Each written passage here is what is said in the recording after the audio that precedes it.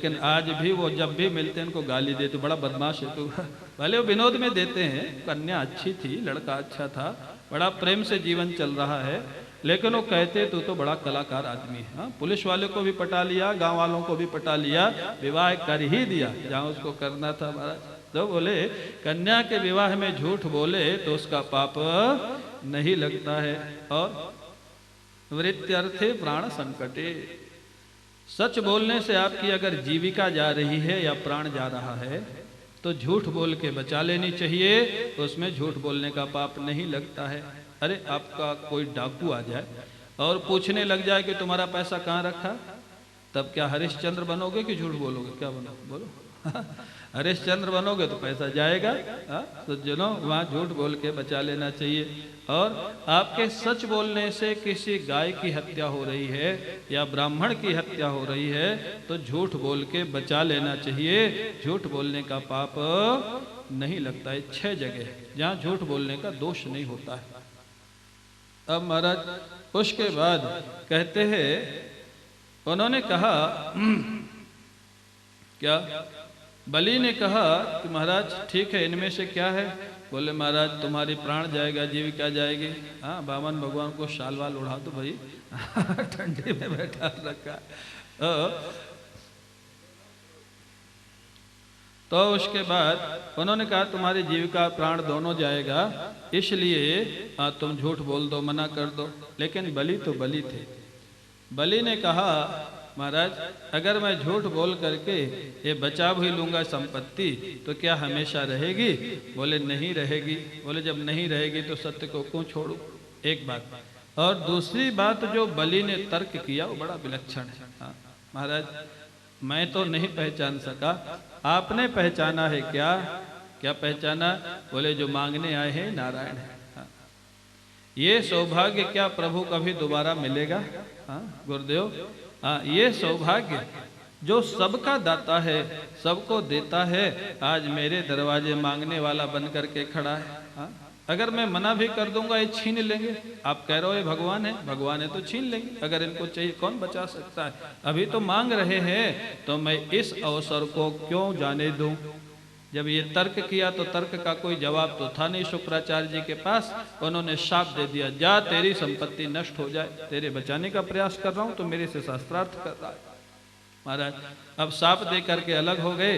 बलि के चित्त पर कोई प्रभाव नहीं, अपनी पत्नी को बुलाते हैं, लाओ जल्दी सोने के थाल में जल, ऐसा अवसर शायद दोबारा नहीं मिलेगा और किसी भक्त को नहीं मिला होगा कि भगवान दरवाजे पर मांगने वाले बन करके खड़े। लाओ इनके चरण प्रक्षालन करो और महाराज इनका पूजन करो। विंध्यावली हाँ चरण प्रक्षालन करती है। वामन भगवान का पूजन हुआ। वामन भगवान बोले कि संकल्प कर रहे हो कि नहीं 3 पग पृथ्वी का? बोले करते हैं महाराज। हाथ में जल लिया, अक्षत लिया, कुश लिया और महाराज जैसे ओम विष्णु विष्णु विष्णु करके 3 पग पृथ्वी का संकल्प पूरा हुआ। वामन भगवान किसके? वामन वो तो लगे बढ़ने। हाँ बढ़ने लग गए। वामन बढ़ते बढ़ते बढ़ते बढ़ते एक पैर जिनका पृथ्वी पर है भूलोक में, दूसरा पैर बढ़ाया भुआ स्वह लोक पार करते हुए ब्रह्मलोक में पहुंच गया। विराट भगवान बन गए। बोलिए विराट भगवान की जय, विराट भगवान की जय। भुजाओं से दिशाओं को नाप लिया, एक पैर पृथ्वी में, दूसरा पैर ब्रह्मलोक, 7 लोकों को नाप लिया। ब्रह्मा जी ने भगवान विराट के चरणों का प्रक्षालन किया, कमंडलों में रख लिया और वही बाद में जो जल था ना गंगा जी के रूप में प्रकट हुआ। अब जो विराट भगवान है वो बलि को डांटना प्रारंभ किए, लीला कर रहे, नाटक करते हैं महाराज भगवान। विराट भगवान कहते हैं बलि अब बता, तो बड़ा भारी दानवीर बनता था, 3 पग पृथ्वी मांगा था तो हंस रहा था, 2 पैर में ही तेरा सब कुछ नाप लिया मैंने, अब बता तीसरा पैर कहाँ रखूं? कहाँ रखूं तीसरा पैर? रोष की लीला कर रहे हैं भगवान। अगर तीसरा पैर नहीं देगा तो प्रतिज्ञा भंग के अपराध में तेरे को नरक जाना पड़ेगा। शुक्राचार्य जी वहीं खड़े हो तो पहले बता दिए थे कि यही होने वाला है।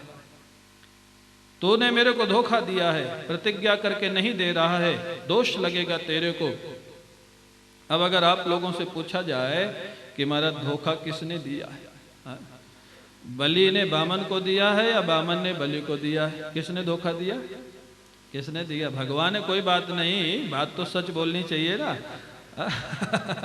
धोखा कौन किसको दिया? बलि ने दिया या बामन भगवान ने दिया? बामन भगवान। क्यों? मांगे थे तब छोटे थे, नापने लग गए तो बड़े हो गए। धोखा तो स्वयं दिए, लेकिन उल्टा डांट लगा रहे। यह है प्रेम की पराकाष्ठा, यह है भक्ति की पहचान। महाराज उन्होंने कहा देखो अगर नहीं दोगे ना नरक जाना पड़ेगा। आदेश दे दिया गरुड़ को, बांध लो इनको। जैसे बांध लिया गरुड़ जी ने, हाहाकार मच गया। अरे ये भगवान तुलसी दल से जो प्रसन्न हो जाते हैं, सर्वस्व लेकर के भी बांध लिया, नरक भेजने की कह रहे हैं। लेकिन भगवान बलि से कुछ सुनना चाहते थे, फिर डांट लगाई, देता है या भेज दो नरक। बलि को लगा, बलि मन में तो समझ ही रहे हैं कि धोखा मैंने नहीं दिया, धोखा तो प्रभु ही कर रहे हैं। लगता है इसमें कोई उनकी लीला है। बलि कुछ कहना नहीं चाहते थे, लेकिन भगवान सुनना चाहते। भगवान बार बार छेड़ रहे, बोलता है देता है कि भेजू नरक। महाराज बलि समझ गए भगवान मेरे से ही कुछ सुनना चाहते हैं। हाथ जोड़ करके थोड़ा मस्तक ऊपर किया और जो वचन बलि ने बोले हैं, हाँ विलक्षण बात बोलते हैं। यदुत्तम श्लोक भवान ममेरितम वचो व्यलीकम सुरवर्य मन्यते करोमृतं तन्न भवेत् प्रलम्भनम् पदं तृतीयं कुरु शीर्ष्णि में निजम्। हे प्रभु, कितना विलक्षण भाव है बलि का। उत्तम श्लोक, प्रभु आपकी कीर्ति बड़ी उत्तम है। इतना छल करने के बाद ये है प्रेम की पराकाष्ठा। उत्तम श्लोक शब्द का प्रयोग है। आपकी कीर्ति बड़ी उत्तम है, आपका यश बड़ा उत्तम है। फिर भी प्रभु यदि आप ऐसा मानते हैं कि मैंने आपको धोखा दिया, यदि शब्द से सब कुछ कह दिया बलि ने संकेत में, यदि आप ऐसा मानते हैं, यद्यपि ऐसा है तो नहीं, लेकिन यदि शब्द लगा है पहले, यदि आप ऐसा मानते हैं कि मैंने आपको धोखा दिया प्रभु, ये आपका सेवक आपको कभी धोखा नहीं दे सकता है, क्योंकि आपका सेवक है। भगवान ने फिर डांट लगाई लीला पूर्वक। अच्छा धोखा नहीं दे रहा तो कहाँ रखूं तीसरा पैर बता। बलि की आंखों में आंसू थे। महाराज 2 पैर से आपने मेरी संपत्ति को नापा है ना, मेरी संपत्ति को अपना बना लिया है ना, अभी दाता को क्या आप अपना नहीं बनाएंगे? देने वाला शेष है। अपना तीसरा पैर उठाइए और मेरे सिर पे रख दीजिए और मेरे को भी हमेशा हमेशा के लिए अपना बना लीजिए। बलि के आंखों से अश्रुपात होने लग गया। महाराज बामन भी गदगद हो गए। गरुड़ को आदेश दे दिया छोड़ दो। सज्जनों, ये था बलि का प्रेम। बोले तीसरा पैर सिर पे रखिए, संपत्ति तो ले ली, क्या मेरे को स्वीकार नहीं करेंगे? तीसरा पैर मेरे सिर पे रख के मेरे को भी स्वीकार कर लीजिए। महाराज बामन भगवान गदगद हो जाते हैं। प्रहलाद जी उसी समय आते हैं। प्रहलाद जी ने प्रभु से शिकायत की, प्रभु आप मेरे से प्रेम तो बहुत किए, लेकिन ये कृपा मेरे ऊपर आपने कभी नहीं की जो कृपा बलि पर की। बोले क्या? बोले मैं तो प्रेम से कुछ देता था तो आप ले लेते थे, लेकिन आपने छीन करके मेरा कभी नहीं लिया। ये विशेष कृपा होती है। सामने से कोई भक्त खिलावे खा ले वो तो प्रेम है ही, किसी भक्त पर इतना प्रेम हुए कि उसका छीन करके खा ले वो विशेष प्रेम होता है। प्रहलाद जी भी ये बोले। और यहाँ जानते हो फिर बामन भगवान ने कहा बलि से, बलि अब तुम सुतल लोक के राजा बनोगे, तुम वहां चलो। बलि बोले प्रभु एक बार स्वीकार करने के लिए के बाद क्या आपसे अलग होना पड़ता है? प्रभु ने कहा नहीं, अलग होना नहीं पड़ता है। तुम सुतल लोक के राजा बनोगे, मैं सुतल लोक का द्वारपाल बनूंगा। तुम राजा रहोगे, मैं द्वारपाल रहूंगा। अंतिम निर्णय क्या निकला? बाहर की कथा से देखने में लगता है वामन भगवान ने बलि के साथ छल किया, लेकिन भक्त और भगवान की लड़ाई में हमेशा भक्त को ही भगवान विजय देते। अंत में कौन छले गए? बलि छले गए या वामन छले गए? द्वारपाल कौन बना? वामन भगवान स्वयं द्वारपाल बन के खड़े हुए। ठीक है, देवराजेंद्र को स्वर्ग मिल गया जिसके लिए वो परेशान था, लेकिन बलि सुतल के लोक के राजा हो गए और वामन भगवान द्वारपाल बन के खड़े हो गए। अब इधर वैकुंठ में समस्या खड़ी हो गई। लक्ष्मी जी खोजने लग गई, हमारे भगवान कहाँ गए। नारद जी से पूछा, प्रभु कहाँ है आजकल। बोले आजकल वो द्वारपाल बने हुए हैं बलि के यहाँ, वहां खड़े हैं, जाओ। रक्षाबंधन का समय था, लक्ष्मी जी राखी लेकर के पहुंच गई बलि के यहाँ। बलि, हम आपको अपना धर्म का भाई बनाना चाहती हैं। बलि ने कहा, बड़ी खुशी की बात, लक्ष्मी जी अपना धर्म का भाई बनाना चाहती हैं। राखी बांध दी। बोले देवी क्या चाहती हो इसके बदले, क्या आपकी सेवा करो। बोले जो आपके द्वारपाल है ना, ये हमको दे दीजिए। बलि ने कहा, देवी अगर पहले से मेरे को पता होता कि तुम ये मांगोगी तो मैं आपको बहन बनाना स्वीकार नहीं करता है। ये तो मेरे प्राण हैं, ये और प्राण अलग नहीं हो सकते हैं, ये जाएंगे तो प्राण जाएंगे। रोने लग गए बलि। फिर भगवान ने कहा, बलि तुम चिंता मत करो, मैं सुतल लोक छोड़ के तब तक नहीं जाऊंगा जब तक तुम सुतल लोक के राजा रहोगे, मैं यहाँ का द्वारपाल रहूंगा। फिर महाराज बैकुंठ, बोले बैकुंठ में दूसरा रूप धारण करके रहूंगा, मैं तो अनंत रूप धारण कर सकता हूँ। एक रूप में बैकुंठ में रहूंगा, दूसरे रूप में सुतल लोक में रहूंगा। ऐसे वामन भगवान का पावन चरित्र यहाँ पूर्ण होता है। बोलिए वामन भगवान की, वामन भगवान की। अब आप लोग थोड़ा संकीर्तन करें और फिर नवम स्कंध का प्रारंभ होगा, जिसमें भगवान श्री राम का चरित्र आप लोग सुनेंगे।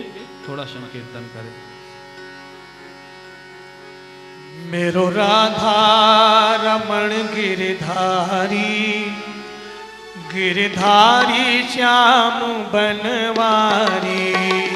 मेरो राधा रमण गिरधारी, गिरधारी श्याम बनवारी।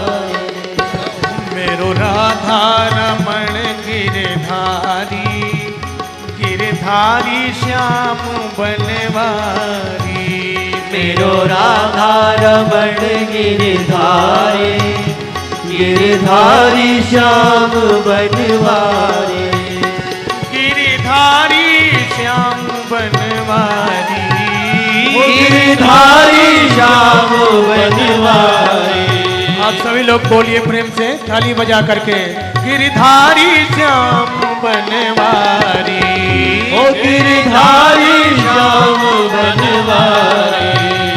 मेरो राधा, मेरो राधा, मेरो राधा रमण गिरधारी, गिरधारी श्याम बनवारी। मेरो राधा रमण गिरधारी, गिरधारी श्याम बनवारी। मेरो राधा रमण गिरधारी, गिरधारी श्याम बनवारी। मेरो राधा रमण गिरधारी, गिरधारी श्याम बनवारी।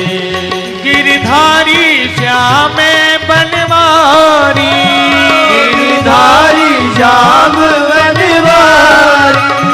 गिरधारी श्याम बनवारी, गिरधारी श्याम बनवारी। गिरधारी श्याम बनवारी, गिरधारी श्याम बनवारी। मेरो राधा, मेरो राधा रमण गिरधारी, गिरधारी श्याम बनवारी। मेरो राधा रमण गिरधारी, गिरधारी श्याम बनवारी। हो मेरो राधा रमण गिरधारी, गिरधारी श्याम बनवारी। मेरो राधा रमण गिरधारी, गिरधारी श्याम बनवारी।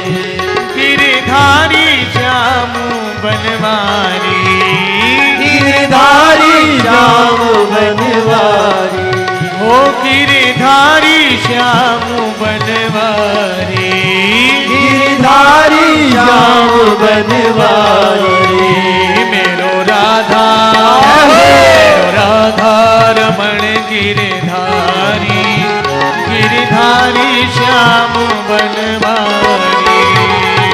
राधा रमण गिरधारी, गिरधारी श्याम बनवारी। मेरो राधा रमण गिरधारी, गिरधारी श्याम बनवारी। ओ जो राधा रमण गिरधारी, गिरधारी श्याम बनवारी।